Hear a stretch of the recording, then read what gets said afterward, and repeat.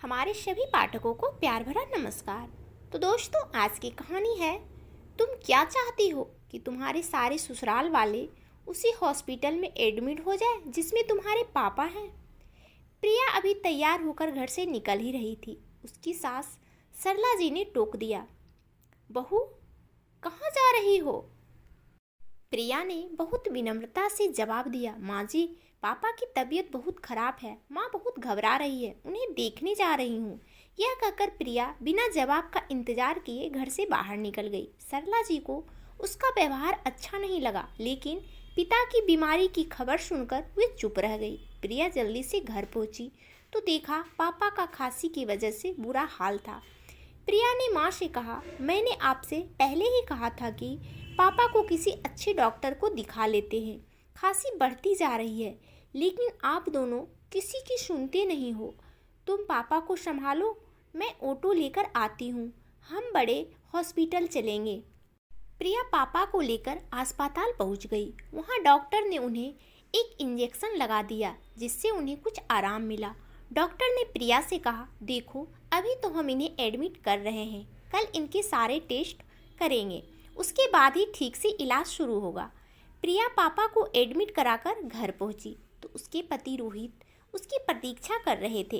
रोहित ने जाते ही प्रिया से पूछा, कैसे हैं पापा?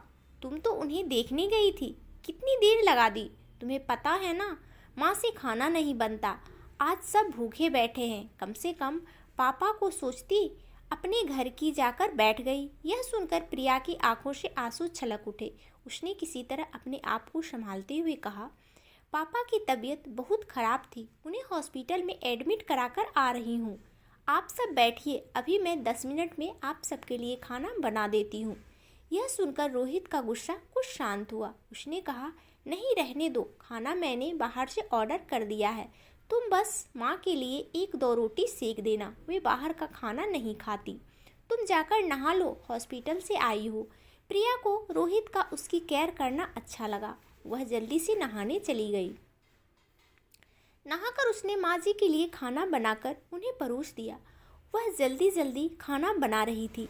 उसका मन पापा की ओर लगा था। पता नहीं अब कैसे होंगे। वह फ़ोन करना चाह रही थी। सब काम जल्दी से निपटाकर वह छत पर चली गई।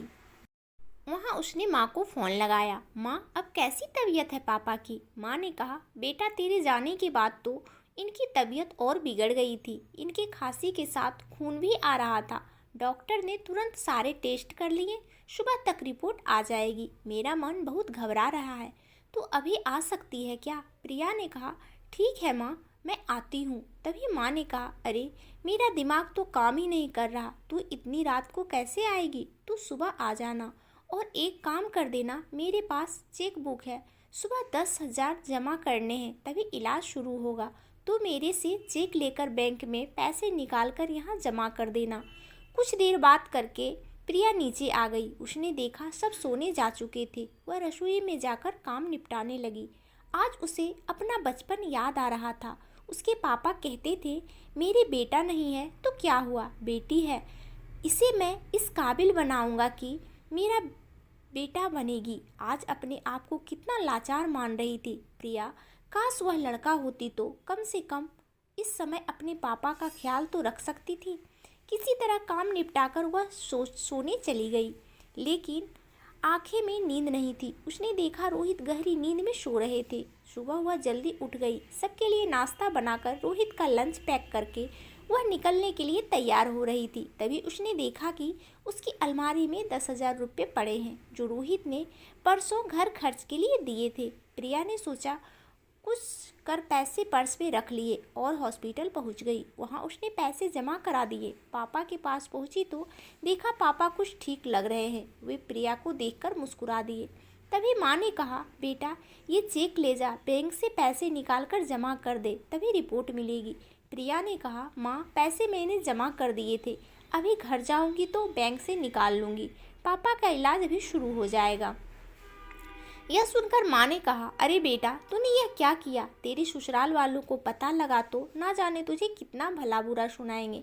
प्रिया बोली, माँ तुम चिंता मत करो, मेरे पास घर खर्च के पैसे थे, अभी बैंक से निकाल कर वापस रख दूंगी। मुझे शाम को जाना है शॉपिंग करने रोहित के साथ। प्रिया कुछ देर वहाँ रुककर चेक लेकर बैंक पहुँच गई। बाहर गार्ड ने से उसने पूछा, भैया आज बैंक बंद है क्या? गार्ड ने कहा, बहन जी आज दूसरा शनिवार है, कल इतवार है, अब तो बैंक सोमवार को ही खुलेगा। यह सुनकर प्रिया के पैरों तले जमीन खिसक गई कि कहीं अगर रोहित को पता लग गया कि घर खर्च के पैसे पीहर में दे आई तो उसका जीना मुश्किल हो जाएगा। वह डरती डरती घर पहुंची तो उसने देखा उसकी सास सरला जी गुस्से में बैठी थी। सरला जी बोली, बहू यह सब क्या है? रात को हमने बाहर का खाना खा लिया, सुबह से तुम फिर गायब हो। अगर दोनों टाइम बाहर का खाना खाएंगे तो हम सब बीमार पड़ जाएंगे। तुम क्या चाहती हो कि तुम्हारे सारे ससुराल वाले उसी हॉस्पिटल में एडमिट हो जाए जिसमें तुम्हारे पापा हैं? यह सुनकर प्रिया रोने लगी। नहीं नहीं माँ जी, ऐसा मत कहिए, मैं अभी खाना बना देती हूँ, कहकर प्रिया तेजी से काम में लग गई। नहा धोकर फटाफट खाना बनाकर सास ससुर को खिला दिया।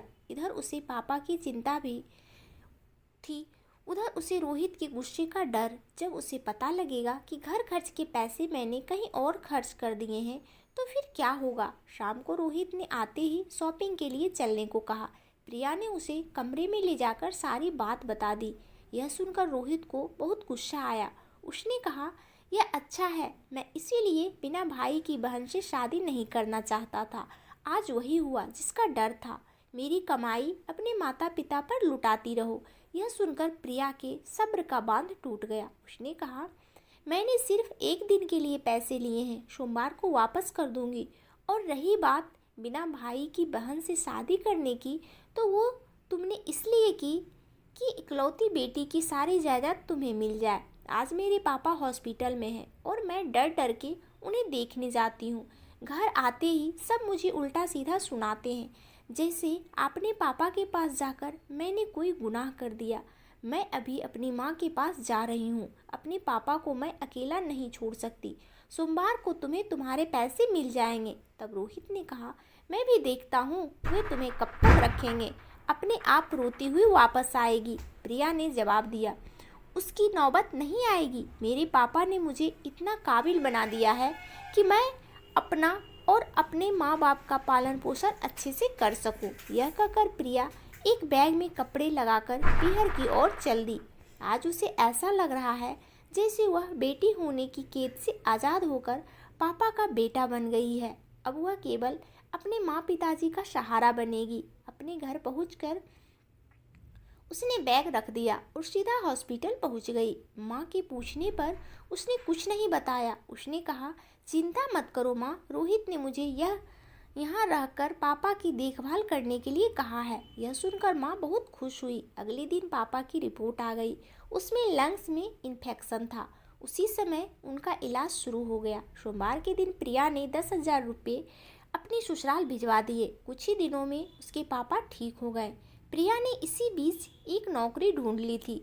जब उसके पापा घर आ गए तो उसने सारी बात उन्हें बता दी। पापा ने कहा, बेटा हम अपना ध्यान रख लेंगे, तू रोहित से बात करके वापस लौट जा। प्रिया बोली, पापा मैंने घर आपकी वजह से नहीं, अपने आत्मसम्मान के कारण छोड़ा है।